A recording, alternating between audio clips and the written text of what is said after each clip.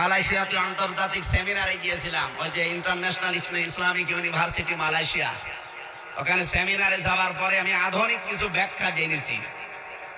ওনারা বলছিল ওখানে প্রফেসর যারা স্যার যারা আছে, ডক্টর মিজানুর রহমান আজহারি, যে স্যারের আন্ডারে উনি পিএইচডি করলেন, ডক্টর নূর মোহাম্মদ ওসমানী, ওনার বাড়ি বাংলাদেশে কক্সবাজারে, ওখানে উনি মালয়েশিয়া বিশ্ববিদ্যালয়ে আছে প্রফেসর হিসাবে। আমিও স্যারের সাথে দেখা করে বললাম আমিও করতে চাই।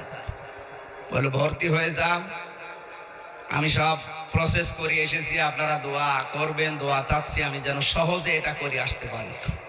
এখন 3 বছর লাগবে আর 4 মাসের একটা ট্রেনিং আছে আরবিতে।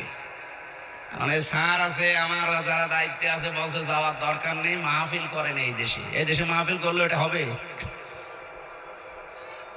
এখন 3 বছর মনে হয় চলে যাব নাকি? আপনারা বলেন তো চলে যাব কিনা? না না, আমার পড়াশোনা করা লাগবে না। না না, মালয়েশিয়া আর বাংলাদেশ তো সমান না। 3 বছর জেলে থাকাকালীন যদি চলতে পারেন কোনো অসুবিধা নেই, আর 3 বছর কষ্ট হলেও হোক, 3.5 বছর সব মিলে 3 বছর 4 মাস 3.5 বছর চেষ্টা চালাচ্ছি। এরপরও দেখি আমার যারা দায়িত্বে আছে পারিবারিক ভাবে, মা বাবা আছে, আরো আছে, এনারা বলুক। আমি তো স্যারের সাথে সব ঠিক করে এসেছি, চেষ্টা চালাবো জ্ঞানের পরিধি যেন আল্লাহ আরো বাড়িয়ে দেয়।